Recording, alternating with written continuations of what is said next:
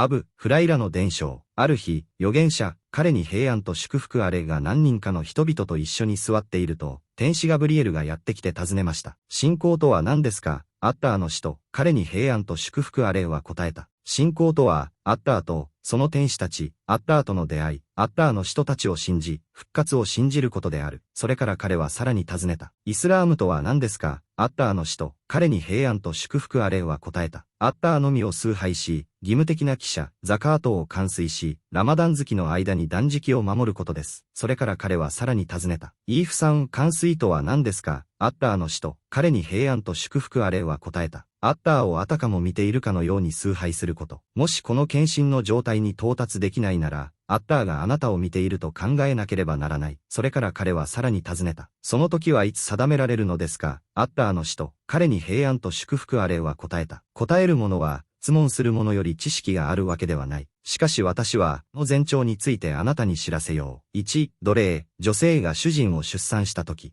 2、黒ラクダの羊飼いたちが自慢し、高い建物を建てることに競い合うとき。そして、最後の時はアッター以外には誰も知らない5つのことのうちの1つです。預言者、彼に平安と祝福あれはその後、次のように唱えました。本当に、最後の時を知るのはアッターのみである。スーラ、ルクマーン、第34節。その後、ガブリエルという男は去り、預言者、彼に平安と祝福あれは仲間に呼び戻すよう頼みましたが、彼らは彼を見ることができませんでした。その後、預言者、彼に平安と祝福あれは言いました。それは人々に彼らの宗教を教えるために来たガブリエルでした。アブドゥラーは言いました。彼、預言者はこれらすべてを信仰の一部とみなしました。サヒーフ、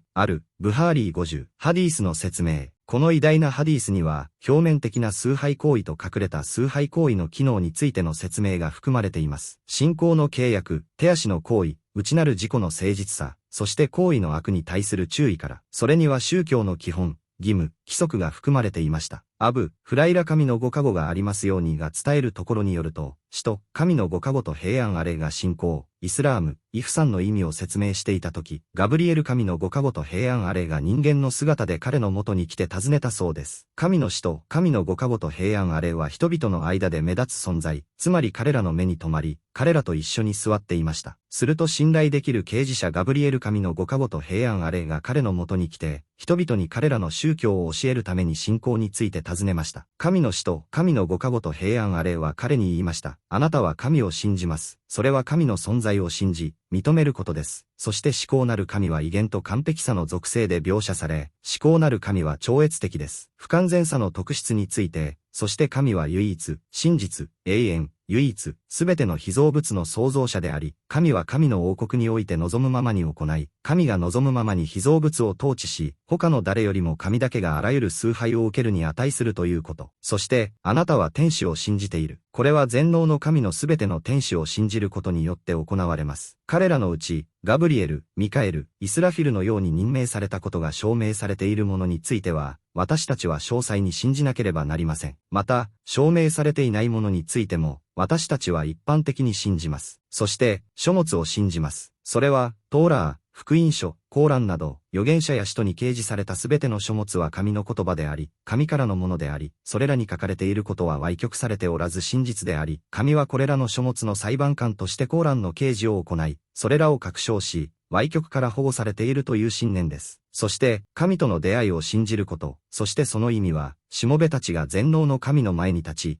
彼らの行為に対して責任を負い、報酬を受けると信じ、認めることです。そして、神の使徒を信じること。それは、全能なる神から彼らが伝えた内容が真実であること。全能なる神が彼らの真実性を示す奇跡によって彼らを支えたこと。彼らが神のメッセージを伝え、神が彼らに説明するよう命じたことを従者たちに説明したこと。彼らは尊重されなければならないこと。彼らのうちの誰をも差別してはならないこと。そして彼らの最後が私たちの預言者ムハンマド、神の祝福と平安あれであり、全世界が彼を信じ従うことが義務であるという信念と承認です。そして復活を信じること。それは、アッターが墓の中の者たちを蘇らせ、死者を生き返らせるという信仰である。それからガブリエル、彼に平安あれが彼にイスラームについて尋ねると、彼はこう答えた。アッターを崇拝し、何もアッターと結びつけないこと。そうすれば、服従と謙遜と愛をもってアッターに従うことができる。そして礼拝を確立すること。礼拝を確立するとは、5回の礼拝を、それぞれの時期、条件、柱、義務に従って実行し続けることである。そしてザカートを支払うこと。これは義務的なザカートを発行し、それに値する人々に分配することである。それは、法定の金額と限度に達し、それから1年。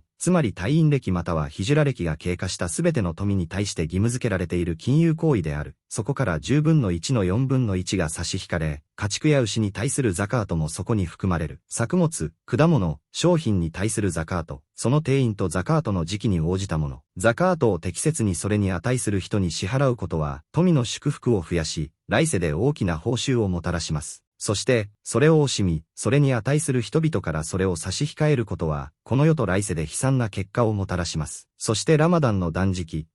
とは、夜明けから日没まで、食べること、飲むこと、断食を破る他のすべてのことを崇拝の意図で控えること、そして女性との性交を控えることです。それから彼はイフさんについて尋ねました。そして預言者、神の祝福と平安あれは彼に答えました。全能の神を見る者の崇拝で神を崇拝し、全能の神は彼を見ているのです。あなたが神を崇拝している限り、服従、謙虚さ、誠実さ、心と手足を守ること、外面と内面の礼儀を守ることなど、何一つ保持することはないだろう。イフさんの最終段階は、信者が心で主を見るかのように主を崇拝し、この段階のために洞察力と考えを準備することです。それができず、困難である場合は、別の段階に進みます。それは、神が彼を見て、彼の秘密と公を知っており、彼の事柄は何も神から隠されていないという根拠に基づいて、彼が神を崇拝しているということです。それからガブリエル、彼に平安あれは言いました。その時について教えてください。彼は言いました。それについて尋ねられた者は、尋ねる者よりも知識が豊富ではありません。これは次のことを意味します。すべての被造物は、その時の時についての知識において平等ですが、彼ら全員がそれについて真に知っているわけではない。これには、全能の神のみがその知識を自らに留めているという兆候があります。それで彼は言った。アッター以外にはあれも知らない5つのことについて、それから彼は読んだ。はじめ本当にアッターは、最後の時を知っておられる。彼は雨を降らせ、子宮の中にあるものを知っておられる。そして誰も明日何を稼ぐのかを知らず、誰も自分がどの地で死ぬのかを知らない。終わりルクマーン34これらはアッター以外には誰も知らない不可視のものへの鍵である。それから彼は言った。そして私はその兆候をあなた方に告げよう。彼は尋ねられた最後の時の時を知ることは不可能だったので、それからその兆候、つまりその兆候について言及することに移った。アプローチを示す。最初の兆候は、奴隷の娘が主人を産むというもので、これは異教徒の土地での征服が増加し、奴隷の連れ込みが増加し、ある女性が異教徒の土地から子供の状態で連れてこられ、イスラムの土地で解放され、その後に母親が連れてこられ、少女は母親であることを知らずに彼女を利用する、ということを意味します。これはイスラム教で起こったことで、奴隷の娘が王を産むと言われており、そのため彼の母親は彼の親民の中にいて、彼は彼女の主人となり、彼の親民の中の他の者の主人となり、彼らの事柄の保護者となるのです。また、これは子供が母親を自分の母親のように扱うようになるまで、子供の不服従が増加していくことを意味しているとされています。国民を侮辱し、屈辱を与えること。二つ目の兆候口の聞けないラクダ街が高い建物を建てること。口の聞けない者とは、知られていない無名の羊飼いのことであり、何も持たない者たちだと言われている。そして彼らが高い建物を建てることは、彼らが金持ちになり、人々の王になることを意味する。このハディースで述べられているのは、最後の時の小さな兆候のうちの二つに過ぎず、それらは数多くあり、多く現れている。そして預言者、神の祝福と平安あれがこれらの質問に答えた後、質問者は立ち去った。預言者、神の祝福と平安がありますようには、仲間にもう一度質問を繰り返すように命じましたが、彼らは何も見ませんでした。彼の目も痕跡も見つからなかった。彼を私のところへ返せ、という彼の言葉が、仲間たちにとっての警鐘だったのかもしれないと言われている。それは、彼が人間ではなく天使であることを彼らに理解させるためでした。そのため、彼は彼らに言いました。これは人々に宗教を教えるために来たガブリエルである。つまり、彼らの宗教の原則を教えるためです。彼は質問者であったにもかかわらず、その教えをガブリエルに帰しました。なぜなら、その理由が彼に着せられたり、それが彼の目的であったり、あるいはあなたが尋ねなくても彼があなたに学んで欲しかったりしたとき、それはそうでした。こう言われています。ガブリエルが預言者、彼に神の祝福と平安あれに仲間たちの前で質問したのは、